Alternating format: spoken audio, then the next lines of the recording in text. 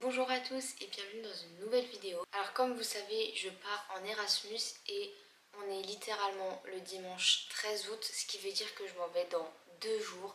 Genre après-demain, je suis dans l'avion. J'ai vraiment beaucoup de mal à réaliser, mais en même temps j'ai tellement hâte. Et d'un autre côté, j'ai très peur. Et c'est ce dont cette vidéo va parler. Donc aujourd'hui, je vais vous expliquer tout ce qui me fait peur concernant mon Erasmus, toutes ces petites choses qui me font un peu stresser au quotidien, surtout au vu de la date qui approche. Alors déjà, première chose, la plus évidente de toutes, mais qui normalement ne devrait pas arriver, c'est forcément de louper mon avion ou qu'il y ait un problème à propos de ça. Normalement, le voyage devrait bien se passer, mais voilà, c'est quand même un stress qui va rester. Je pense que c'est un stress qui arrive à tous les gens qui doivent prendre un transport en commun. Donc là, en plus, c'est l'avion. Je dois faire le checking de mes valises. Donc là, en gros, mes parents ils vont me déposer à l'aéroport de Roissy-Charles de Gaulle avec 2 heures d'avance sur mon vol. Normalement ça devrait être bon, on croise les doigts. De toute façon je vous emmènerai avec moi, donc ne vous en faites pas. Vous saurez très vite si j'ai réussi à avoir mon avion ou pas, mais normalement oui. Et ensuite on va retrouver le même problème des transports en commun, mais sur place dans le pays, en Finlande du coup, parce qu'il y a environ un mois, on est parti avec ma maman en Finlande pour aller faire du repérage un peu sur place. Et en fait sur place on avait loué une voiture et de tout notre séjour on n'a pas du tout pris les transports en commun. Donc bah je connais pas les transports en commun en Finlande, enfin je vois à quoi ils ressemblent vous voyez, mais je sais pas trop comment ça fonctionne, les tickets tout ça. Donc j'ai un peu peur de me perdre. Mais sachez que la galerie de mon téléphone, l'album capture d'écran est absolument blindé de captures de tout mon itinéraire, de tous les prix, de tous les arrêts que je suis censée faire une fois arrivée en Finlande. Donc ça devrait aller. De toute façon, je vais vous faire une vidéo sur ça, sur les transports en Finlande. Parce qu'il y en a beaucoup et ça ne fonctionne pas exactement comme en France. Ensuite, quand on met toute cette partie un peu stress du voyage et de l'arrivée de côté, il y a bien sûr sur place, quand les cours auront commencé, j'ai très peur en fait de ne pas avoir le niveau d'anglais suffisant. Je m'explique. En fait, si vous me lâchez dans un pays anglophone, il n'y a aucun problème. Je comprendrai à peu près tout ce que les gens racontent. Je ne me considère pas bilingue, mais je me considère avec un très bon niveau d'anglais. Et en fait, vous voyez, sur place, je vais avoir des cours qui seront en français et des cours qui seront en anglais. Et j'ai très peur que pour les cours en anglais, en fait, je ne comprenne pas tout. Dans le sens où ce sera un vocabulaire bien plus spécifique.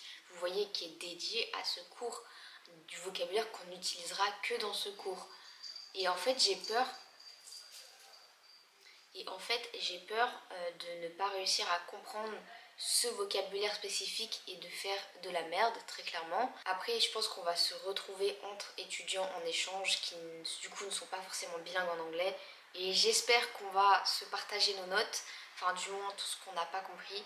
Ce serait vraiment génial. Donc voilà, j'ai un peu peur de ça, même si je suis parfaitement consciente que sur place, mon niveau d'anglais ne va faire que s'améliorer normalement, puisqu'en Finlande, c'est un pays qui parle le finnois du coup, mais ils sont aussi très bons en anglais. J'ai pu me rendre compte du coup quand on est parti avec ma maman. De toute façon, sur place, tous les étudiants étrangers et en échange vont se parler en anglais, à moins que tu trouves un pote qui a ta même langue natale ou qui la comprend. Donc je sais que avec tous les amis que je vais me faire, ça va être un cercle d'anglais et d'autres langues forcément, et c'est ça qui est giga intéressant. Donc je ne m'inquiète pas pour l'amélioration de mon niveau d'anglais, mais j'ai peur voilà, de débarquer dans un pays, de débarquer dans un cours et d'être en mode excusez-moi, est-ce que vous pourriez répéter s'il vous plaît, je ne comprends pas ce que vous venez de dire. Mais vous allez voir que j'ai aussi beaucoup de cours qui vont se faire en distanciel, dans lequel je n'aurai pas de prof et de cours magistraux comme on connaît en France. Mais ça, je vous le garde pour une prochaine vidéo dans laquelle je vais vous expliquer vraiment tous mes cours qui devraient arriver, je pense, d'ici un mois, je pense, la vidéo, le temps que tous mes cours se mettent en place. Et quand on reste ensuite dans le domaine des langues, en fait, j'ai peur de perdre mon français. Là, ça paraît un peu bizarre dit comme ça. Le français est ma langue maternelle.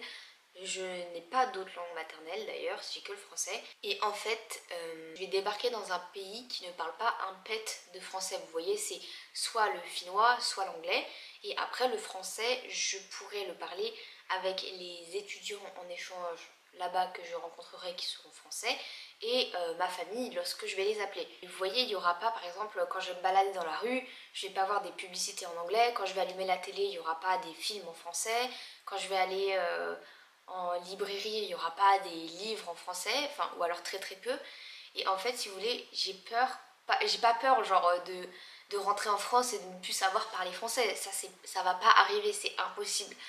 Mais en fait, j'ai peur de perdre un peu de vocabulaire. En fait, que mon français se détériore, mais dans vraiment le vocabulaire un peu spécifique. Enfin, en gros, du vocabulaire que je vais pas forcément entendre au quotidien en Finlande, quoi. Bon, après, je m'inquiète pas pour le récupérer derrière. Je veux dire, une fois que je retournerai en France, je vais me replonger dans la lecture, je vais être replongée dans ce monde francophone. Mais voilà, j'ai peur qu'il y ait une petite différence du avant-après dans mon français qui se fasse, même si je sais que c'est pas quelque chose qui va m'handicaper quand je vais revenir en France. C'est quelque chose que je vais récupérer très vite parce que bah, c'est ma langue maternelle, donc c'est juste du vocabulaire qui sera un peu enfoui dans ma mémoire, mais qui va très vite remonter à la surface. On va le dépoussiérer bien comme il faut, je n'ai aucun doute sur ça. Bref. Un autre truc qui me fait un peu peur en Erasmus, c'est de louper un événement majeur en France, mais dans ma famille. Ce qui m'inquiète le plus, c'est du côté familial, c'est-à-dire de louper un événement qui soit tragique ou heureux d'ailleurs. C'est-à-dire que ça peut être comme une personne qui va décéder ou des personnes qui vont se marier ou avoir un enfant ou je ne sais pas. Là, on est d'accord que je suis dans vraiment les gros extrêmes, mais je veux dire par exemple ça peut être juste quelqu'un qui va avoir un accident et moi je serai à l'autre bout du monde. C'est compliqué de revenir parce qu'il faut réserver les avions, ça coûte super cher en plus, surtout si tu t'y prends au dernier moment. Donc j'ai peur de louper un gros événement et que je puisse pas rentrer. Et puis dans tous les cas, ça va être des complications sur place. Au vu de la situation actuelle de ma famille, normalement, rien n'est censé arriver de vraiment très important. C'est sûr que tout le monde va continuer d'évoluer, hein. Ils vont pas mettre pause leur vie le temps que je suis en Erasmus. Mais normalement, rien de trop grave ne devrait arriver, enfin j'espère. Mais voilà, c'est quand même un truc qui peut me faire peur. Parce que je pars une année scolaire, donc ça fait environ 9 mois. Et en 9 mois, il peut se passer beaucoup de choses. Surtout que c'est 9 mois que je passe en Finlande. C'est pas genre 9 mois que je pars en Espagne et que je peux revenir chez moi en train s'il y a un problème, vous voyez. Là, c'est vraiment l'avion. Et en plus, c'est l'avion qui me fait atterrir à Paris. Du coup, ma famille n'habite pas à Paris. Donc ça veut dire que c'est du transport en commun après ensuite pour aller jusqu'au bon endroit. Je suis désolée, il y a mon chat qui est en train de passer dans tous les sens. Si vous voyez un truc se balader, c'est sa queue. Regardez comment elle est trop kiki. Oh. Coucou. Bref, donc voilà, les événements familiaux, ça peut aussi être quelque chose qui va rester un peu trotté dans ma tête. Pour revenir très spécifiquement sur mon Erasmus, forcément j'ai peur qu'il y ait une couille dans le pâté dans mon inscription, que j'ai fait un truc mal et que en fait j'arrive et qu'on me dise qui êtes-vous, on ne vous connaît pas, vous n'êtes pas dans nos listes, rentrez chez vous mademoiselle. Je vais pleurer toutes les larmes de mon corps et probablement sauter de l'avion sur le chemin du retour. Voilà, normalement c'est bon, je veux dire j'ai pris contact avec d'autres gens. D'ailleurs merci Lisa si tu passes par là, parce que c'est une personne qui m'a énormément aidée dans mon inscription. Si je n'avais pas pris contact avec elle, je pense que à l'heure actuelle j'aurais fait la moitié des choses de ce que je suis censée faire pour mon inscription. Et ça me motive encore plus dans faire une vidéo d'explication de tout ce qu'on doit faire pour s'inscrire à Tempéré, parce qu'il y en a tellement que tu te perds dans toutes les informations, tu te perds dans toutes les deadlines et tu paniques, voilà, tout simplement. Donc voilà, normalement ça devrait être tout bon, mais c'est un stress qui va rester jusqu'au dernier moment, jusqu'au moment où je vais arriver et que je vais avoir ma carte étudiante. Je pense que tant que j'ai pas ma carte étudiante entre les mains et tant que j'ai pas participé à un cours et que le prof n'a pas fait l'appel et m'a appelé, je serai en panique. Et ensuite, dans les dernières choses qui me font un peu peur, enfin c'est pas vraiment de la peur, c'est vrai plus un peu parce que ça fait partie des choses de je vais dans un autre pays quoi. C'est forcément tout ce qui est adaptation culturelle. Et pour ce qui est de la Finlande, j'ai peur de deux choses. De une, l'adaptation climatique on va dire. J'ai pas peur des grands froids qui sont connus dans ce pays. J'ai plutôt peur du fait que le soleil ne se lèvera sur une très courte période pendant la journée. Donc ça peut être genre 5 heures dans la journée, il fait jour.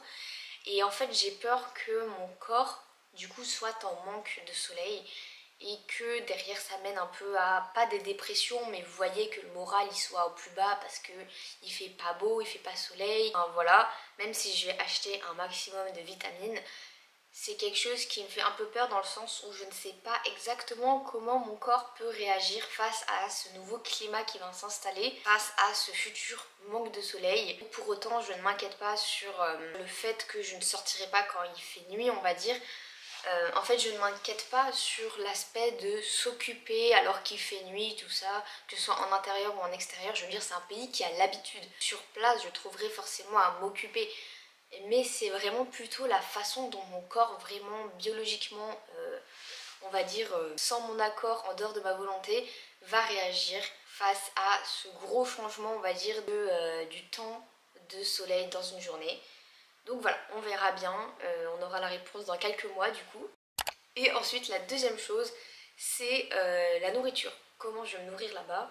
Parce que du coup, quand on est allé sur place avec ma mère, on s'est rendu compte que non seulement c'était cher, mais que en plus, bah, ils avaient beaucoup moins de choix que nous en France. Parce que forcément, c'est un pays qui importe beaucoup de choses. Et l'importation, bah, ça coûte cher. Donc j'ai peur de comment est-ce que je peux me nourrir parce que il n'y a pas autant de variétés qu'en France, mais c'est-à-dire que c'est pour tout. C'est-à-dire qu'il n'y a pas autant de fruits et légumes, il n'y a pas autant de yaourts, il n'y a pas autant de viande, il n'y a pas autant de fromage, il n'y a pas autant de céréales, il n'y a pas autant de confiture, il n'y a pas autant de pâtes et tout coûte plus cher. Genre c'est-à-dire que vous prenez le prix français et je pense que vous le multipliez par deux en prenant la marque basique, hein. Vous n'allez pas me chercher les trucs hyper chers, mais voilà, tout est plus cher et c'est à prendre en compte. Alors je pense qu'au début je vais faire du caca parce que déjà je vais arriver dans les magasins et je ne vais même pas comprendre ce que j'achète puisque dessus c'est écrit en finnois. Donc je vais me balader avec mon téléphone et Google Traduction dans tout le magasin. Mais je pense que voilà, c'est un équilibrage qui va se faire. Je vais simplement avoir une période où je vais devoir m'habituer à ces nouveaux produits qu'on me propose, que je les appréhende et que je les découvre et que je vois avec quoi ça peut fonctionner ou pas, faire des petites expériences culinaires.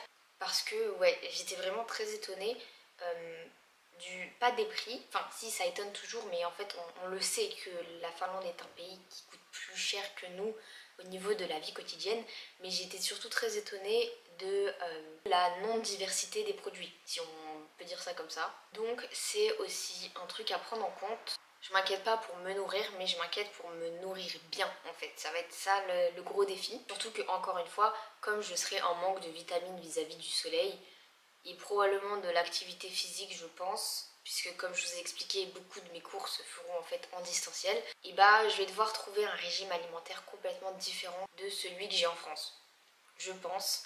Et en même temps, il va falloir que je me nourrisse beaucoup parce que grand froid, donc il va falloir trouver vraiment un gros équilibre.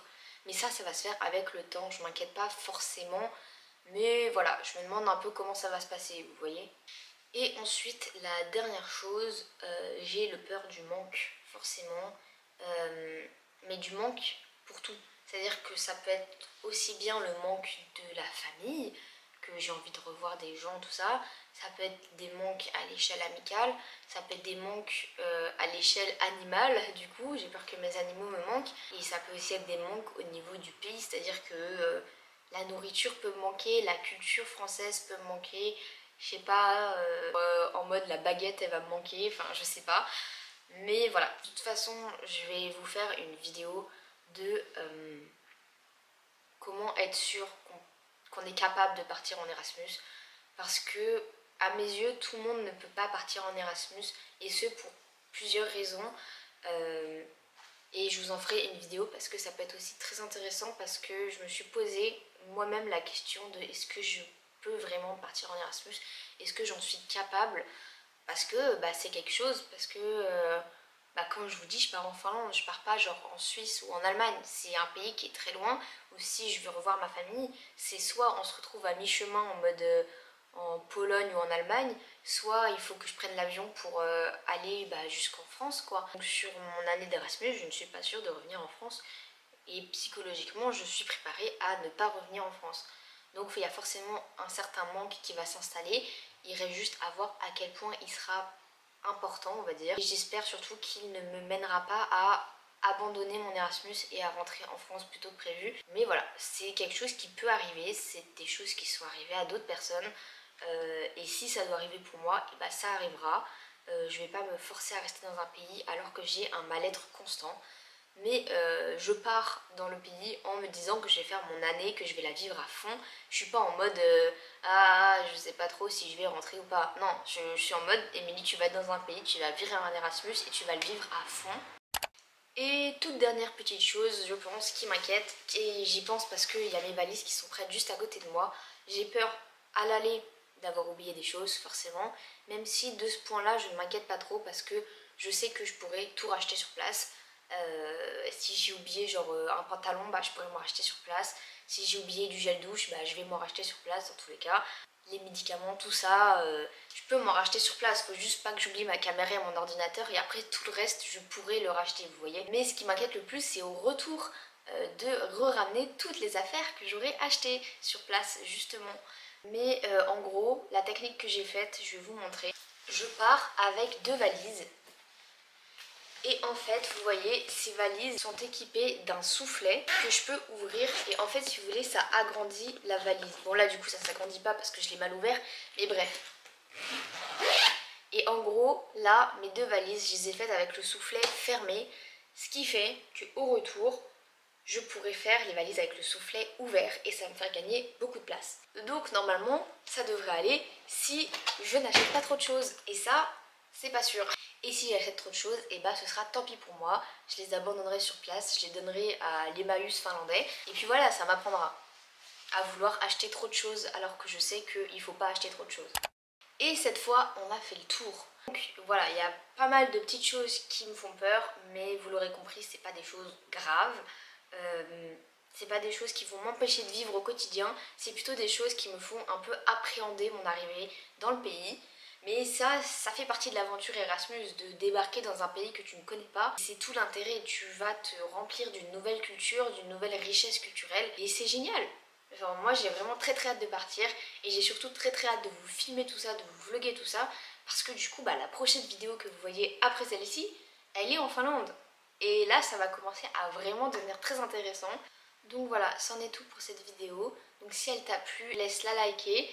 Si tu as autant hâte que moi de découvrir la Finlande, je t'invite à t'abonner pour suivre mes prochaines aventures. Et si jamais par exemple tu es un étudiant qui part aussi en Erasmus, je t'invite à mettre en commentaire toi aussi tes craintes et tes appréhensions. Parce que je pense que ça peut être giga intéressant de voir, d'un peu comparer les peurs de tout le monde. Parce que tout le monde n'a pas les mêmes peurs. Surtout je pense que c'est en fonction du pays dans lequel tu pars. Enfin bref. Donc voilà, j'espère que la vidéo vous a plu et je vous dis à la prochaine en Finlande. Bisous!